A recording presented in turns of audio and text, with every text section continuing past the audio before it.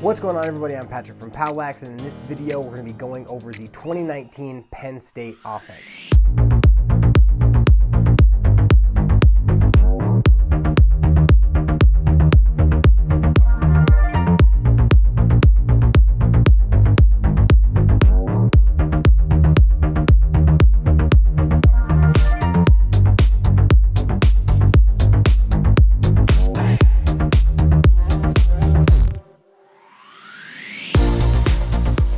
The best offensive team in the land has the first crack at it in overtime.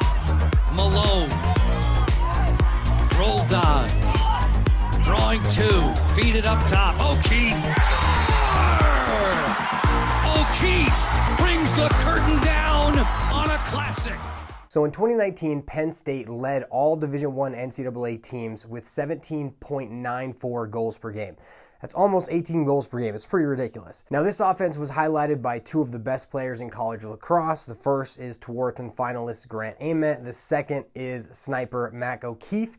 And the thing that I really want to get across within this is that neither of those players would have had the years they had without the players around them. Most notably is Dylan Folds, Nick Spillane, Jack Kelly, and TJ Malone. There were a few others who contributed a little bit, but those six players, they completely destroyed pretty much everybody. And the way that they would destroy everybody was using pretty simple tactics. Essentially, every offensive set that they ran had the same things, but in different places. So all they really did was they had a two-man game, which most oftentimes used Ament or O'Keefe within the two-man game to deter the defense from sliding off of either of those players or switching to give them a good matchup.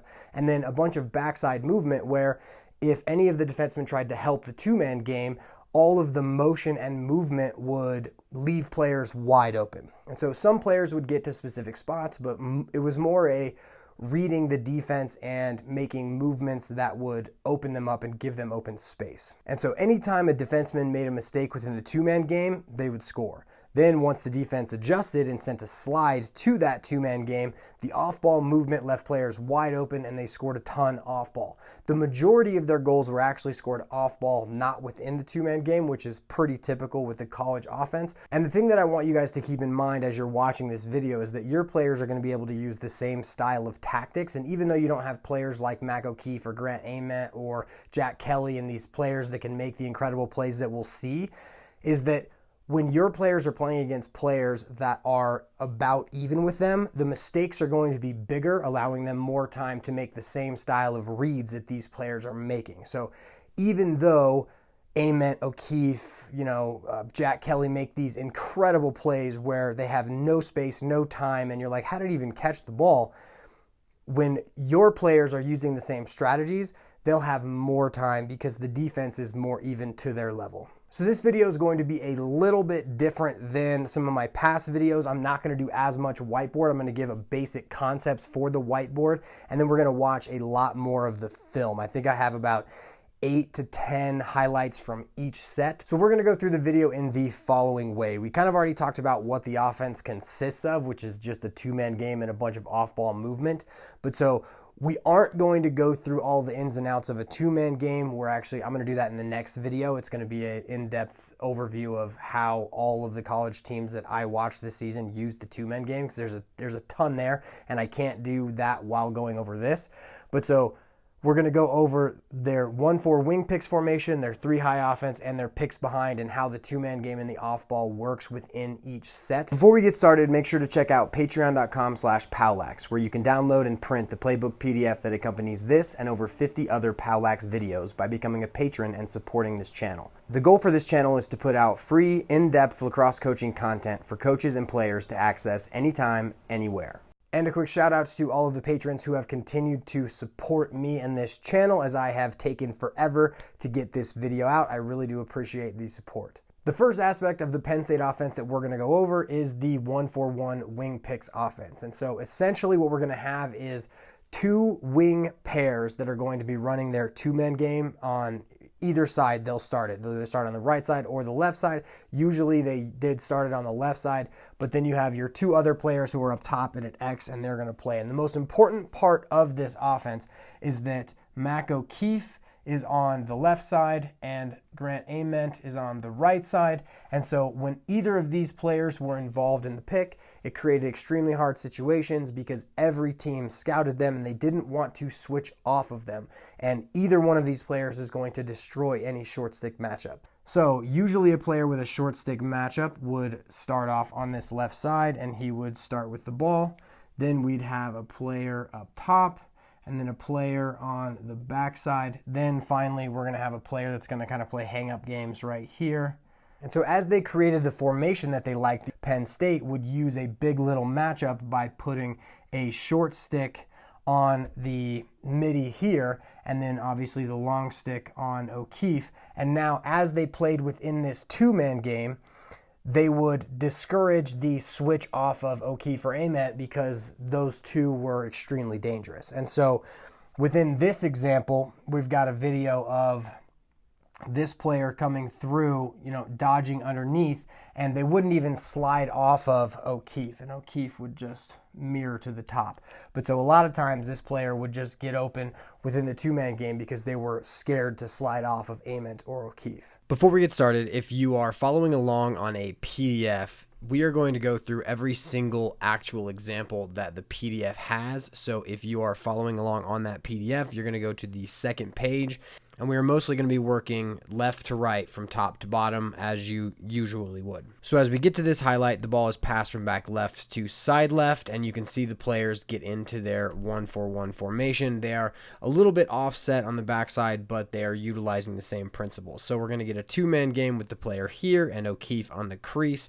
And now as we run the play and the Dodger is trying to make multiple moves to beat his man, notice how the player will show off of O'Keefe, won't slide, which allows him time to get in underneath his defenseman and score. Now, if this is not Mac O'Keefe and they don't fear sliding away from him, I feel like this player gets doubled on his double move, but here they don't slide off of him.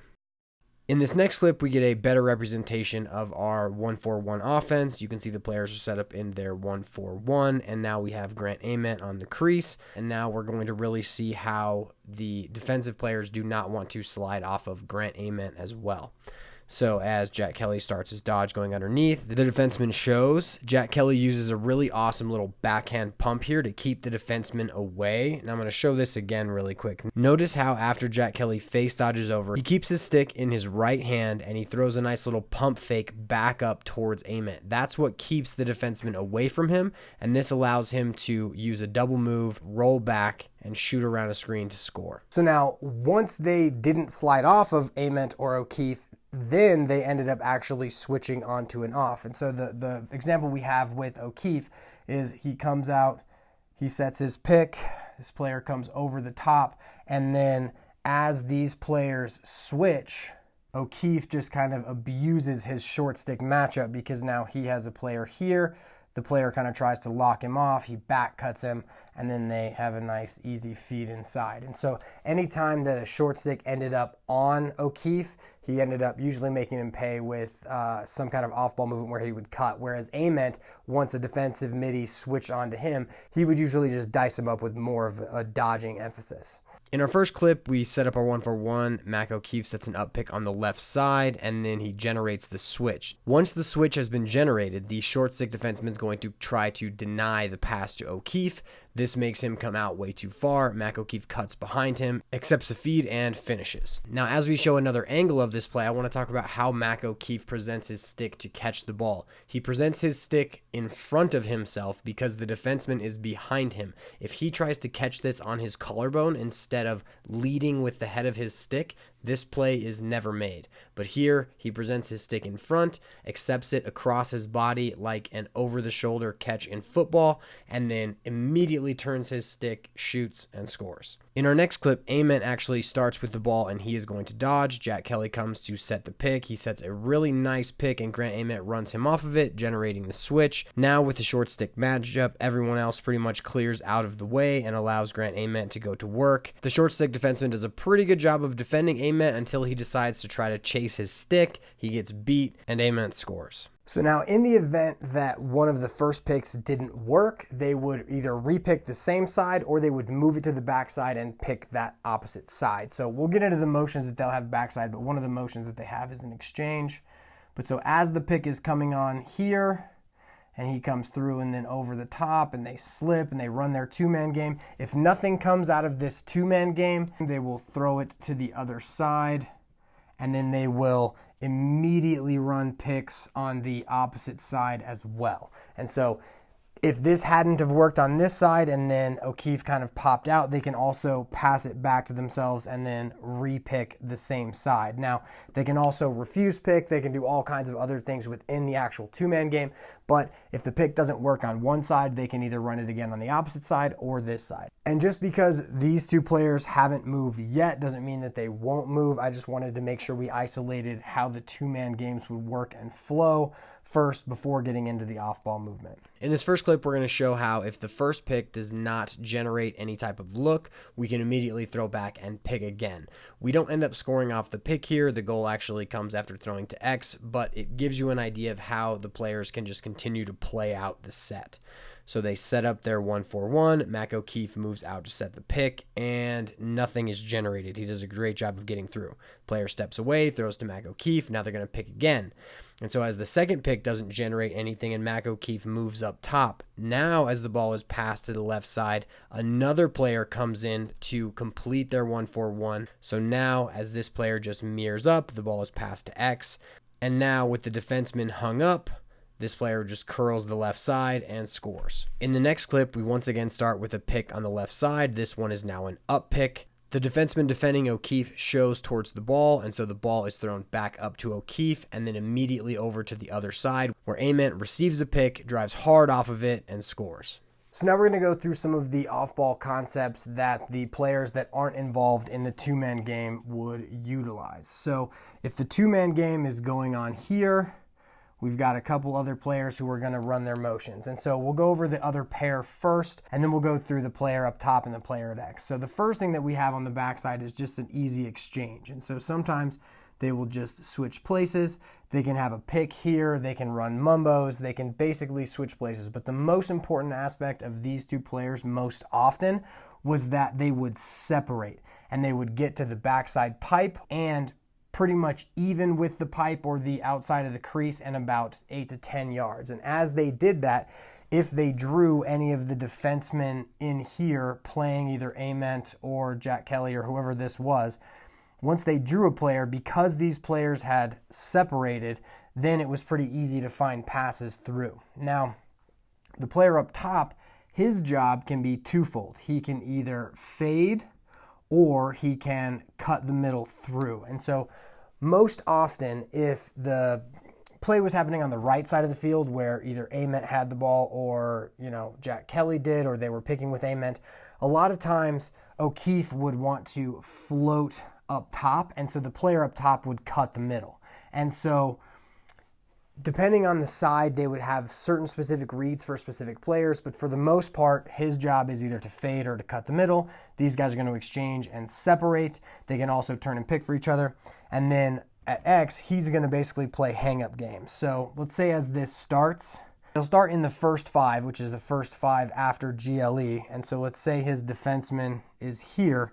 And as the play happens, he'll kind of sneak to the backside. And what he's doing is, if this guy decides to show towards the ball, he's gaining a step in case as the ball comes down and then is passed to him, he can now push the backside. And so in some cases, the defenseman will then kind of hang himself up and they'll be able to sit back and then look through and try to feed. But in other cases, he'll just kind of either have a step and basically cause bad approaches by the defenseman by using the goal as a pick. Now, the important part about all of this is that the picks generated looks for the off-ball players, and the off-ball players generated looks for the picking players. So isolating one instance within the concept of the Penn State offense doesn't really work, because every time one group scored, they opened up space for the other group, and they really worked well in tandem to do this. And now let's take a look at some of the goals that they scored off-ball. In the first two clips, we're going to show how the backside exchange plus separation of players does a great job to isolate one player backside off ball once another player tries to help the ball. So in our first clip, this is my favorite because it shows the IQ of off-ball play, especially by Grant Ament. So we start with a pick on the left side of the field. As the pick happens, the two backside exchange and separate. And as we freeze it here, we see this player inside who is moving to try to slide towards the pick. Then we see this backside player who has to split these two. Grant Ament sees that he is coming towards him, points towards the other player, and the ball is then passed through to the backside and they score an easy goal. In our next clip, essentially the same thing is going to happen, but we're also going to have a short stick who moves to play Mac O'Keefe. So the ball gets to the right side, we start our pick, the backside pair exchanges and then separates, and because the long stick inside stays and the two backside defensemen essentially switch, that puts the short stick on O'Keefe and he cuts through to take advantage of that matchup. Now because he cut through, this isolates this defenseman as the only defenseman who could slide. He does slide, which leaves this player wide open, who accepts a feed and finishes. In our next set of highlights, we are going to show Mac O'Keefe, who will float out the backside to the top in order to take his time and room shot. So the ball moves to the right side of the field. Grant Ament is just going to mirror, no pick. The player who's top center is going to cut through. The backside player moves to the backside pipe. This pulls players away from Mac O'Keefe. The ball is fed to him, and he takes a time and room shot from about 15 yards. In this next clip, pretty much the exact same thing is going to happen. Ament comes to set a pick this time. The player top center cuts through. Backside player cuts to the backside pipe. O'Keefe floats out and then towards the ball, accepts a feed, and snipes a corner from just inside 15 yards. In our final set of clips, we're going to show how players will play hang-up games with their defensemen and then take advantage of whatever the on-ball defenseman is going to do. In our first clip, the play starts on the left side of the field. The player dodges underneath. Mac O'Keefe is going to mirror. And now as this defenseman shows towards the ball is passed to Ament at X, which hangs up the defenseman. Ament bobbles the ball, which incentivizes the defenseman to go out to play him. Ament then catches it. The defenseman has a bad approach. And then Ament's all alone to curl the right side and score. In our next clip, it looks a little jumbled before you can kind of see the 1-4-1 take place. You see it here. And now as this player dodges underneath, the defenseman who is playing the player at X gets hung up again as the ball is passed to X. And now this player has time to look through the defense. The off-ball defensemen aren't matched up, which leaves the top center player open. He cuts through the middle, receives a pass, and scores. The next offensive concept that Penn State would use to initiate offense, they wouldn't really run out of this unless they started with it, is the three high offense. And I call it high because they have three players that are high. But so they'll put their middies, sometimes an attackman, up high. And essentially what we're going to be doing is creating pairs. But so O'Keefe will usually start inside, and then we'll have another pair at X, which is usually Ament and their third attackman. So as we are playing through this, the first thing we want to find is our two-man game. And the two-man game is most often utilized with the dodger and the crease player. And so as he decides to dodge, we are getting a little two-man game with these two where we are dodging and mirroring. Now he can also go over the top, in which case he will float outside. And so we're essentially creating our two-man game here. The next way that we can create a two-man game within this three-high offense is that we can actually pick with the top center player, and that can happen in a couple of different ways. First off, if he sweeps across the top, these players are going to have to get through, and so if he comes down to set a pick here, he's now coming over that pick as we go through. Now, the next way that they will pick from the top center position is they will pick by actually coming in and under, and then setting a pick here for the player who is dodging off. And now anytime a pick is set by this player, the player on the crease is still going to mirror. So he'll mirror up here. If he sweeps across the top, he'll float out the side. But essentially, this is how we're going to build our two-man game. We're either going to get a pick or a mirror from the crease, or we are going to get a pick from the top center player with a mirror from the crease as well. Our first clip of the 3-high 2-man game is a bit off kilter because of how they're playing, but essentially the 2-man game is actually Mac O'Keefe here and the Dodger here. These other two players are the other two players that are in this high set, and they are going to exchange. But so as the Dodge goes down the alley, he S-dodges to get to the middle of the field, shoots, and scores. In this clip, we get a better look at why I call this 3-high, because you've got your 3 players high.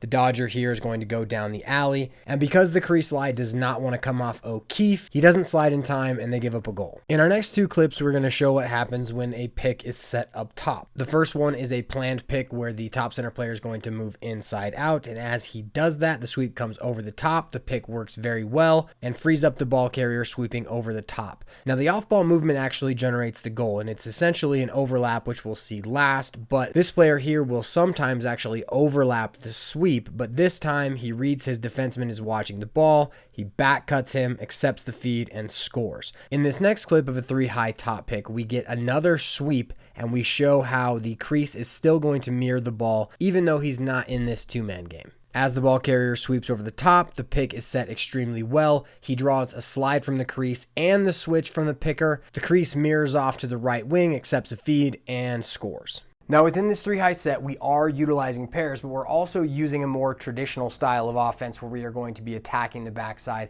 as we draw and then move the ball. But so let's say we have a dodge here, we get a mirror, we get a cut in the middle, and we get a fade. Now, from the attacks position, they can stay in this spot or they can clear through. And regardless of what they do, if we draw to this side and don't get anything good, we can have this player step away, get his hands away, and he can move the ball back to O'Keefe, who can move it back to M2. And now, as he is then playing out this dodge, he's dodging, and this player is going to come try and set a pick there. We get a fade, we get a cut the middle. It can kind of cycle in that way. The other thing that can obviously happen is if he wants to throw the ball forward, he's going to throw it forward, swing it, boom. And now we're up to the backside, and he is now dodging in the same basic idea. But so the 3-high offense is more traditional in my understanding of offense because I like Cuse. I like the 21-12 idea where we're kind of everyone's staying spaced. We're not using as much 2-man game. But so this whole idea is lumped into this as well. In our first clip, we're going to show how the attack pair behind can swing the ball quickly, and we can get a dodge on the opposite wing after the ball swings through. So the dodge goes down the alley, the crease mirrors, we get a backside exchange. The ball goes forward to the first attackman, then to the second, now up to the right wing. And now this player isolates his short stick on the side, uses a split roll, gets topside, and scores. In the next clip, we're going to show how the ball will be passed back up top and then swung to the backside. So we get the dodge down the alley, the crease mirrors, the backside exchanges, the ball hits the backside, and now this player sweeps across the top, everybody clears through out of his way, he turns the corner and scores. The next and probably bigger aspect of the 3-high offense is all of the off-ball movement. We talked a little bit about how they move, but their ability to really read and understand how a defense works and then attack those deficiencies are what really set Penn State apart. So, for instance, if we are going to be dodging with M1 here, let's say he comes through, he comes down the alley, we get a nice up pick with A2, and now we're going to get a fade here and a cut over the middle here. Now, the cool thing about these two is they would always communicate with each other. You'll see in the video, Jack Kelly's like, hey, come this way, and then he makes his cut. But so it seems like it would not be beneficial to a lot of players' minds to tell someone where someone else is going, but it really does help to confuse a lot of defensive players because as they see you motioning someone towards some other play, you can actually misdirect them in a lot of ways. But so from here, let's say we come through and now the ball is going to be passed forward to Ament. Now he can kind of come through, and in one of the videos we'll see we actually get kind of a back out here, and then this player gets lost. He cuts right down the middle, and he gets fed inside there. Then in another rep of the same kind of play, he steps away, passes back up to O'Keefe, and then O'Keefe feeds a cut straight across the middle. But so as much as it is a little bit of a structured style of offense, it's so read-based, and they're so good at actively finding any advantage. So basically, anytime they are actively engaged in playing, all they're doing is reading the field and making plays. They're not like you want to pass it forward, then you want to attack the backside. Like that does happen, but they're reading all of the advantages so well that a lot of times they'll capitalize before they even get to that aspect. In our first clip, we get a nice dodge down the alley with an up pick from O'Keefe, which draws the switch. Now O'Keefe pops out, accepts the ball, and as he accepts it, Jack Kelly cuts over the top of the crease player, accepts a feed, and shoots. Now, I wrote it in the PDF that he scored here because I thought the look was awesome. It is actually saved and they get a rebound goal, but that was going to be very hard to diagram through the PDF. In our next clip, we get a dodge down the left side alley, a mirror from O'Keefe, a backside exchange. Now, before we even start the clip, I want you to keep an eye on this player here and the crease defenseman. As the dodge goes, the crease defenseman is going to show towards the ball, and this causes the other defenseman to pre-rotate, and that is actually the reason why this player gets lost and then ends up scoring. The dodge goes down the alley. The defender shows. It starts a rotation for the defense. Now, as they recover, they lose this player here. The ball is passed forward to Ament, and now he cuts, is fed, and scores. The point to really drive home here is simply because players are supposed to move into a specific spot. Once they run the motions that are used to draw a slide and attack the defense, after those are done, they are free to read and react and make plays as they wish. The next off-ball aspect is the playing hang-up game style aspect with Grant Ament, and so as the defenseman is here because he may have to help inside or he may have to slide, now Ament is actually kind of they're playing hang-up games where the goal then becomes a pick like they did within the 1-4-1 offense. But so if at any point in time they're dodging through here, he rolls back, he kind of rolls back again, and now his defender gets hung up or kind of starts to show, he will then cut around the backside and they'll feed him. Then on the same token, if he is kind of trying to play and the ball is just passed down to him, now if D1 doesn't make a good approach, he's going to end up being hung up where the goalie and him are going to have to then play Ament. In our first clip, we get a top pick with a dodge down the alley. He rolls back once, rolls back again, and then passes to X, and Ament hangs up his defenseman. Now, the goalie and defenseman don't do a good job of communicating here, and the goalie doesn't step out to cover his side, and Ament curls the left side and scores. In this next clip, we get a dodge down the alley, up pick from O'Keefe, who already has the short stick matchup. The ball is then passed back to O'Keefe, and O'Keefe is going to isolate the short stick matchup.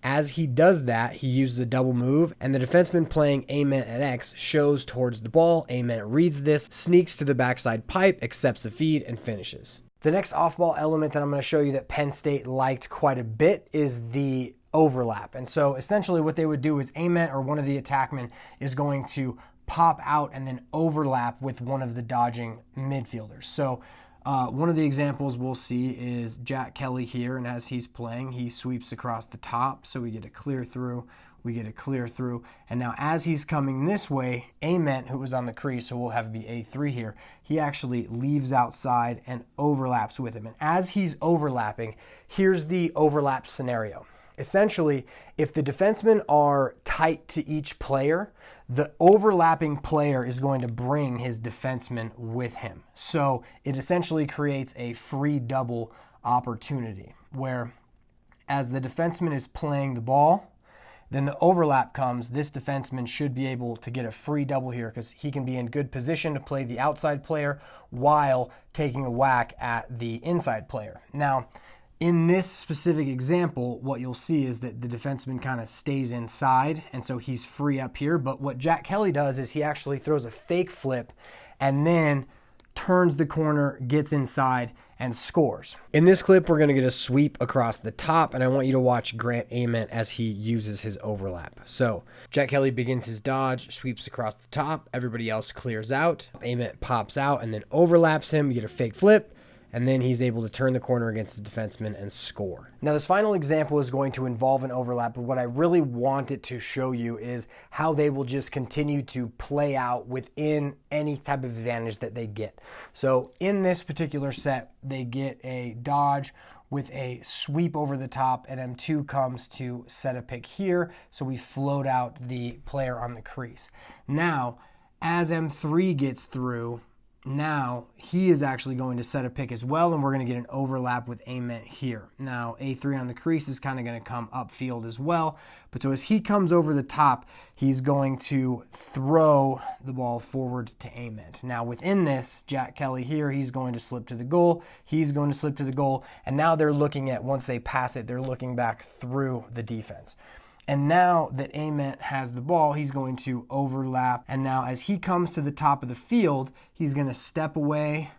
Jack Kelly then is going to come back through. He's going to pick again, and now he's coming off of a pick. And then he's stepping away, redodging, and they're all kind of just playing through. But so once there's any type of advantage, or they feel they're moving quickly and they're playing at a tempo that the opposing team can't play with them, they'll just play out whatever set they're in before they actually slow it up. But so they're very freelance after a certain point where they are picking and moving a ton off ball. So the offense begins with a top pick, and then we also get Jack Kelly to pick again. Now as he comes over, Ament receives the ball and overlaps him. Now Jack Kelly comes out to pick again. The pick works well. He gets the switch to the short stick matchup, and Ament buries it on the run. The final aspect of the Penn State offense is the picks behind. And so essentially they would run picks behind in a multitude of different ways. They would run it to initiate offense at the beginning of a set. They would run it off of end lines. And they would also run picks behind out of kind of the flow of the other types of offense.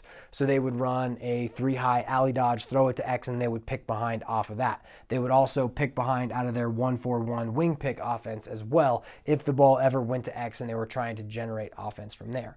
Now, as they set these picks, they would do it in 3 main ways. They would run east-west picks behind in the traditional manner you'd think of it, and then they would run razor picks. Now, I may have east-west picks and razor picks kind of mixed up, but I'm pretty sure I have the terminology right. But if I don't, just let me know down in the comments.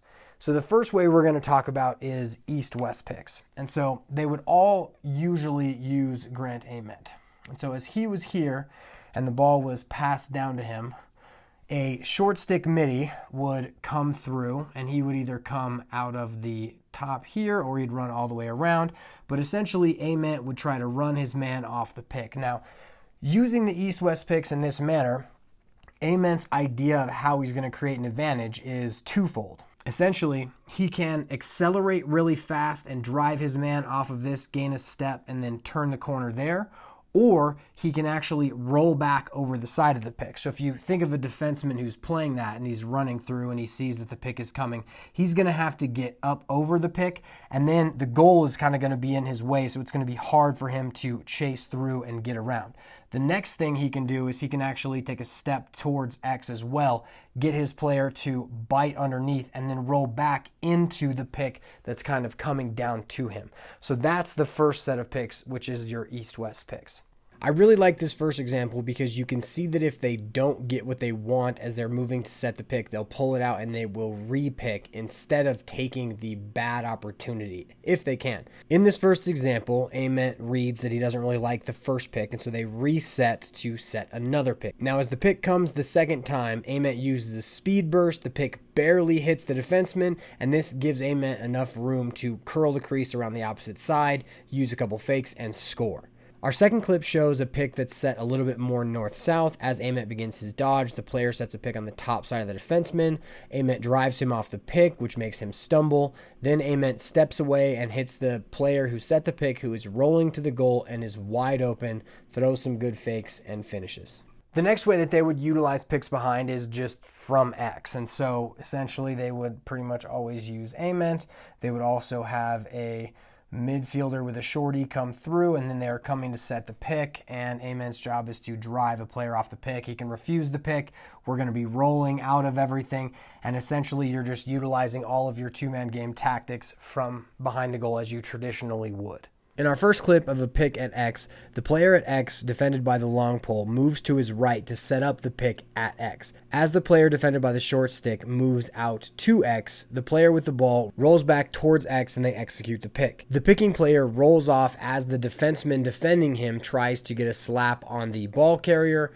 The ball is passed to the player who rolls to the goal. He catches the ball, uses a rocker to manipulate the slide, and scores. This clip of a pick behind happens as Penn State is actually playing out their offense. The ball is passed to X, and now we get a short stick matchup behind. Now, as the pick comes, it's slipped through, and notice how the player with the ball uses a look back fake to keep the defenseman from sliding towards him. He then reattacks the short stick matchup, turns the corner, and scores. This is one of my favorite examples of why, as you are teaching picks, when you are teaching players how hard to come off of picks, whether there is a slipping player or not, you always have them kind of give a little look back towards the player who would be slipping to the goal every single time, because their ability to manipulate the off-ball defenders with these fakes is essential to every single offensive player. The final type of pick that they would use is a razor pick, which I understand as a pick that's basically right on GLE, just to the right or the left of the goal. And what makes this very difficult to defend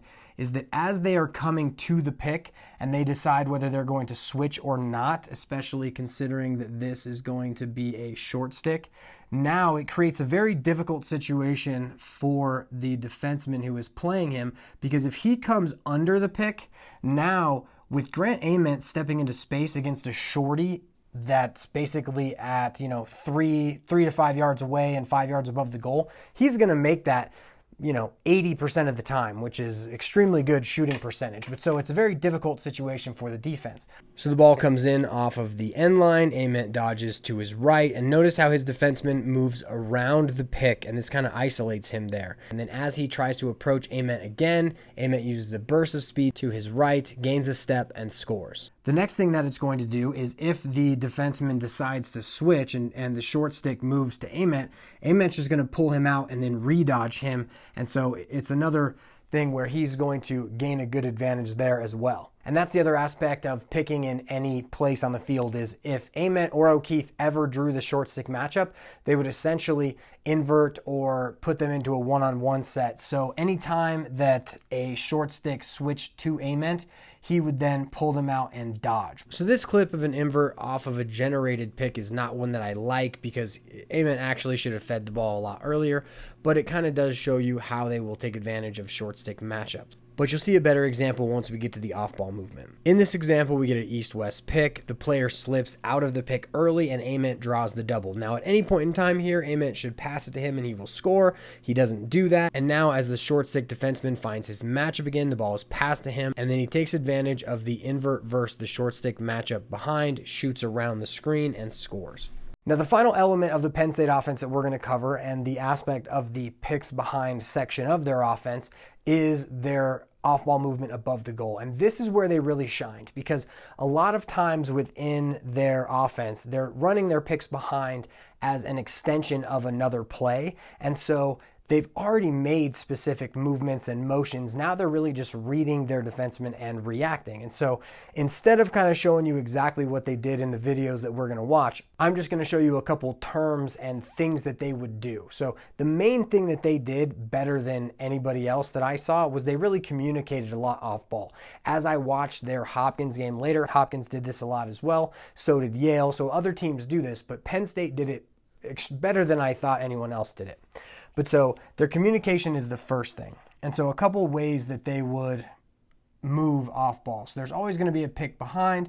Some of the things that they would do is they would run scissor cuts. So essentially a scissor cut is a player's going to cut either away from the ball and then towards the ball. Usually towards the ball would be second, because the player cutting away is going to clear space for the player to cut towards the ball. Then they would also run things like draft cuts, which essentially, as a player is dodging up this way, one player will cut through, the next player will follow them on their cut through. The next thing they'll do is, once they're done with their cut, they cut through, they're going to turn right around. They're going to try to set a pick for another player who can try to pop off there. Then they're going to slip to the goal.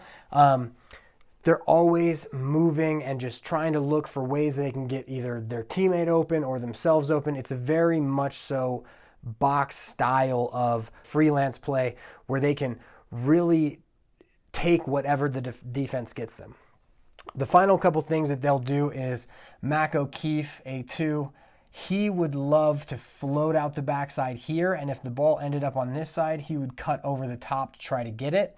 He would also, you know, if he popped off to this side, he would kind of fade this way if the ball came this way. So if his defenseman is here and the dodge started coming up this way, he would get his defenseman to kind of lean in, and then he would fade to a spot where then he could shoot and score. As we run through these clips, I'm kind of going to talk about what their off-ball movement will be before we start the clip, and then as we run them, you'll kind of see what that is. So in this first clip, we're going to get an east-west pick where Ament is going to move to the right side of the field. Now, these two players are going to exchange, and then these two players are going to run scissor cuts. So now as the east-west pick runs, we get the exchange with the two players here, then we get the scissor cut with the other players, the players fed inside, and they score. Now in this next clip, we're going to get a razor pick, and we're going to get a scissor cut slash a mumbo or a seal and a pop with the players on the left side of the field. So what's interesting about this one is that O'Keefe is actually the player who seals for another player to come off instead of the other way around. So as we begin the clip, Ament is at X. This player is going to come and set a razor pick. Now before he even gets to GLE, he sees that the seal and pop has worked. He passes the ball upfield, and we get a very fast step down goal.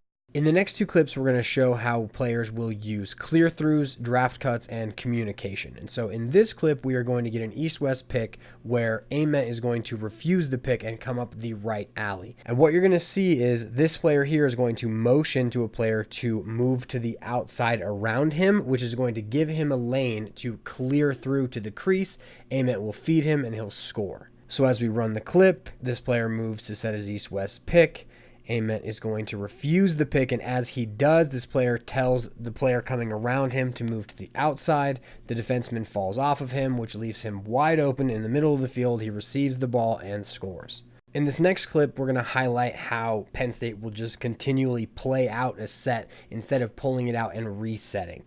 So as we begin the clip, we begin it with an east-west pick. Nothing really comes of it. Ament rolls away, throws it to X, and now they try to press the invert. They get a razor pick. Nothing's there. The ball is passed up to the wing. They play out this dodge on the wing, and the ball is passed back to X. Now they're going to get another pick. The pick is slipped through, and now we get an invert dodge to the right where everyone has cleared out space for this player. Now we get cuts back through the defense, and they score using a draft cut where this player cut through first, then the second player comes down next, the ball is fed inside, and they score right on the doorstep. In this next clip, we're going to get an east-west pick that doesn't really work, then a razor pick that does work well, and then we're going to watch how, with all of the extra space against a short stick, Ament is able to easily look through the defense, then how all the off-ball movement sometimes confuses the defense so much that they leave the best shooter in the sport wide open. So as we begin the clip, we get an east-west pick where the defense plays it very well. Then we get a razor pick where the defense is forced to switch. Now, as Ament pulls out the short stick matchup, he now has his hands completely free because the defenseman doesn't have a long stick. And so as all of the players are moving off ball so much and Ament's able to just look inside and have his hands free, they completely miss O'Keefe. Ament feeds it to him, and he takes a step down from 10 yards that he just crushes.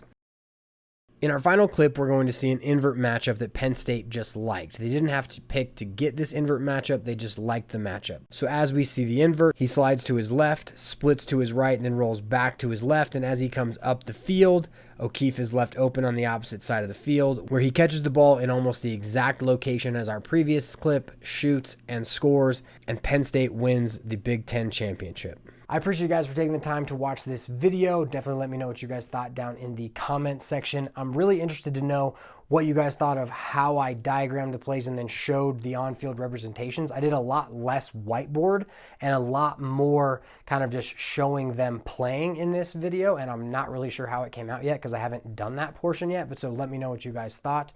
Also, this video was one of the toughest videos I've ever done because coming from a strictly watching film aspect of something that was so based on what the defense did and them reading and reacting to plays made finding a bunch of patterns really difficult. So I hope I did a decent enough job of that and that you guys got a good feeling of what their offense was like. And so if you'd like to download the playbook PDF that corresponds to this video, you can get that at patreon.com/POWLAX by clicking this link up here in the corner and becoming a patron for as little as $1. This will be a part of the $5 tier.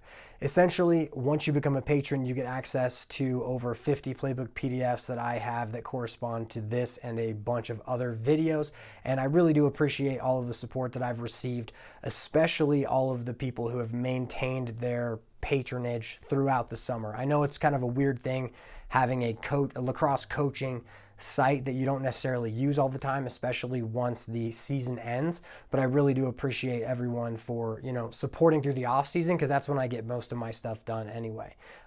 Also, thank you to all the people who supported in the spring and then, you know, dropped it. Like, it's really awesome to, you know, see how many people are willing to support content for the sport. So thank you guys all for that. Final thing is follow POWLAX and POWLAX Master Coach on Facebook and Instagram. Have a good one. I will see you guys in the next video.